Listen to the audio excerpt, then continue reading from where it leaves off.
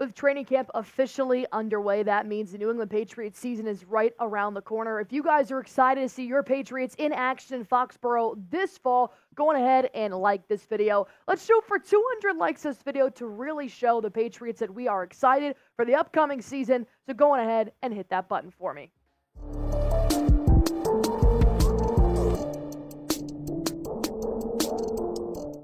ESPN finally released their 53-man roster projections, and I have 5 cut candidates that I thought were pretty surprising coming from Mike Reiss and the ESPN side of ball. So I want to talk about those cut candidates here on Patriots Today by Chat Sports. I am your host, Ali Barefoot, and I'm just going to jump right into the first cut candidate. Obviously, it's going to be a wide receiver. Why? Because there's 12 wide receivers right now vying for 5 or 6 positions on that 53-man roster. But they did not have Kayshon Boutte on the 53-man roster when it came to that receiving core. And here's what I know, or I've gathered on Boutte in the last year or so. He flashed signs of explosiveness in ball handling during the OTAs, during minicamp, and he really had a good connection with Drake May early on. He actually ended up being one of the top targets for Drake May when it came to 11v11. That's why I did like what he did in the spring, but training camp is really going to be where he makes his mark. If he wants to beat out Tyquan Thornton, which is who Mike Reiss actually had being that 6th receiver in the wide receiver room, well, he's really going to have to showcase more so of his catching style and his receiving as well. But Kayshon Boutte, he's 5'11", 197 pounds, out of LSU. And obviously last year he didn't have the greatest start to his NFL career. 2 receptions at 19 yards, 9.5 yards per catch.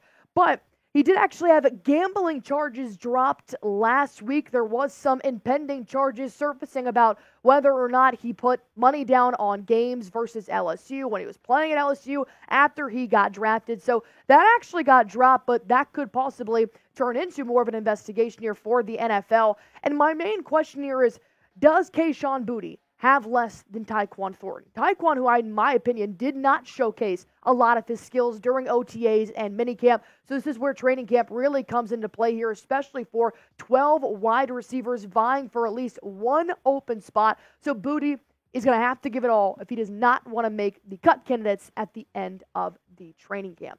But what do you guys say? Will Kayshon Boutte make the roster? Will he be wide receiver 5 or 6, or how many the Patriots decide to sign on? Type Y for yes, type N for no. I want to go with yes. I really do think that he is showcasing a lot of potential talent, but we just haven't seen him to the full extent that we want just yet.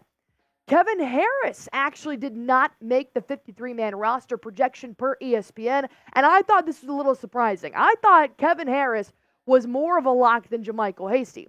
But he's an absolute battering ram of a running back. He is a bruising back through and through. And when I look at Ramondre Stevenson, he's kind of got that similarity. Same with Antonio Gibson, a little bit better with his hands.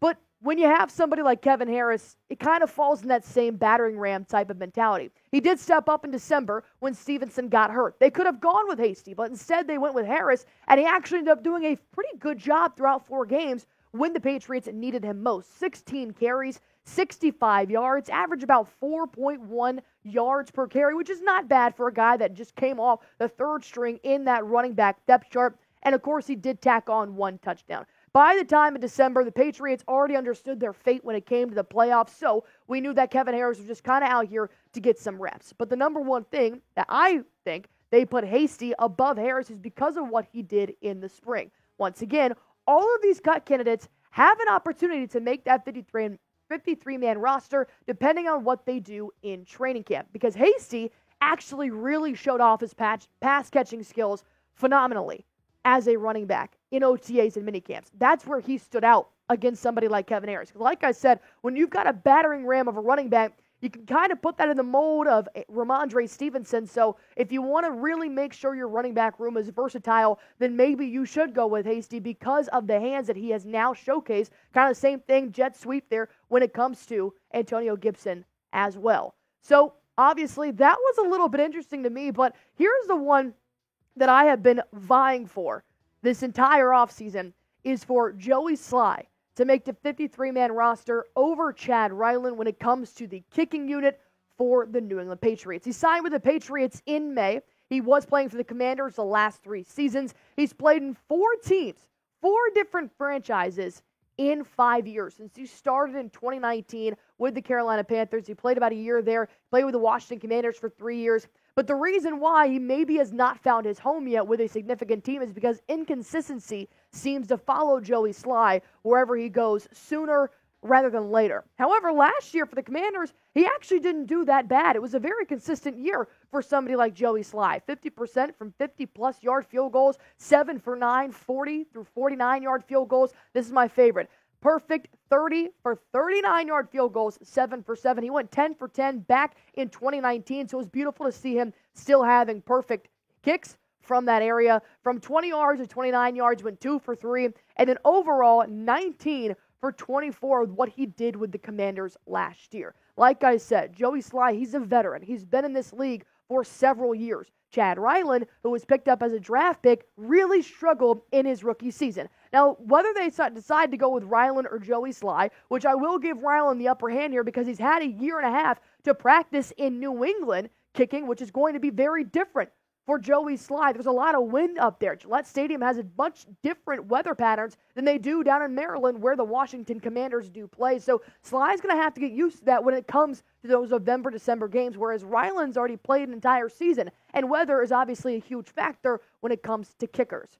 So which one would you guys like to see? Go on ahead and pick one to make the 53-man roster. Like I said, Chad Ryland does not have the starting job right now. Joey Slye doesn't either. They're trying to compete against each other at training camp. This is a position battle I want you guys to keep an eye on. Type CR for Chad Ryland. Type JS for Joey Slye.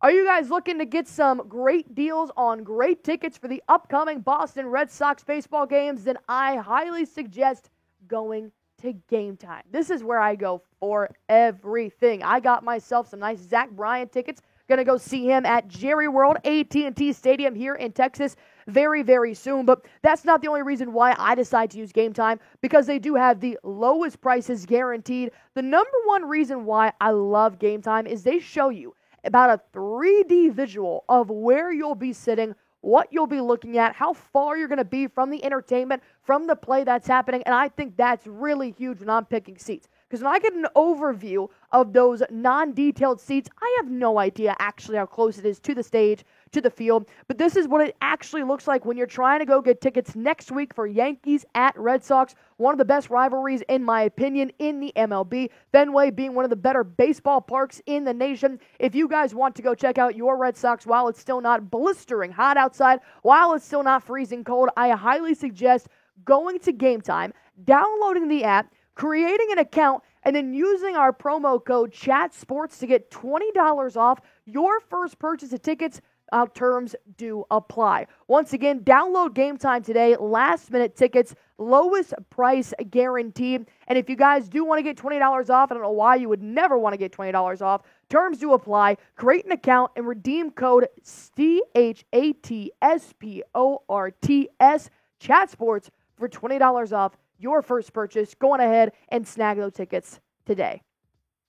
The fourth cut candidate I have here is Mitchell Wilcox. I know the tight end room really doesn't falter well right after you have Hunter Henry. He's getting a little bit old up there. He's in his 30s, but he was the second highest receiver for the Patriots last year. But after Hunter Henry, it's kind of all jumbly right there. You got Hooper, you got Wilcox, you got Jaheim Bell, the recent draft pick. But for Wilcox, he played the last 3 seasons in Cincinnati when the New England Patriots picked him up in April. And he's a tough blocking tight end. Here's a reason why I could see Wilcox possibly making the 53-man rosters, because this is going to be a run-heavy offense, because you're not exactly sure what your quarterback is going to look like or who it is going to be in the backfield. So you're going to rely on Ramondre Stevenson in the run. Well, you want a tight end that's going to block if he's not going to be a receiver.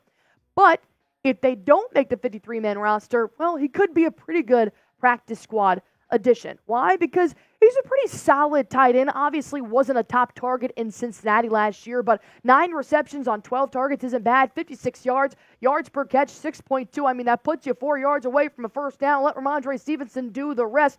I think that Mitchell Wilcox has a good opportunity to possibly make a name for himself, maybe right now on the practice squad, while you do kind of feel out Jaheim Bell. You just got him for a draft pick. You want to see what he can do, and he's a Swiss Army knife. He can do blocking, he can do receiving, just like Wilcox can. But if they do ever have an injury, maybe an Austin Hooper, who knows? Wilcox could possibly beat out Austin Hooper. If they're really looking for more of a blocking type of tight end, I do think Wilcox would be the guy to choose. And finally, the last cut candidate would be Isaiah Bolden. We've really been looking at the cornerback situation, not 100% on Jonathan Jones, not 100% on Marcus Jones. I've been loving Alex Austin, but he could have just had a really good spring and may just fumble the bag when it comes to training camp. But when you look at somebody like Isaiah Bolden, he missed his rookie season with a serious head injury. You guys remember last year in the preseason when they played the Packers and a guy got hit, kind of lowered his neck when he was going in for a tackle, and he laid limp on the field.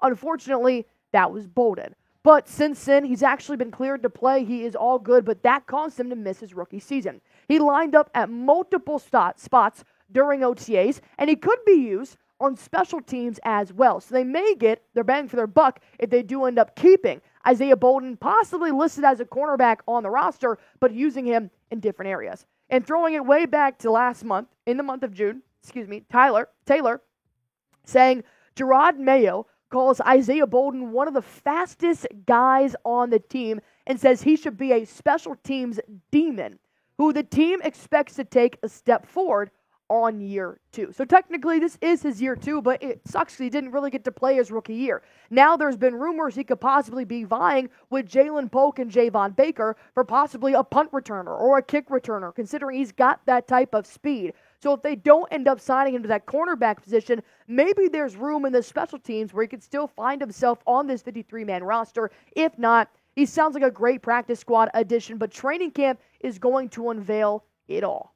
And with that being said, which player has the biggest question mark on the roster this season? If I didn't list them here, I would probably say Cole Strange, just because he literally has a question mark over his injury status right now. We're not sure if he's going to get beat out. We're not sure if he's going to come back and be this great offensive lineman. So that'd probably be my guess. But go on ahead and let me know, who are you guys not sure of making the 53-man roster here this season? Comment it down below. And as always, this is why we have Patriots Today by Chat Sports. I talk, you talk, and then we talk about it. So if you guys want to join me, all you have to do is go on ahead and subscribe.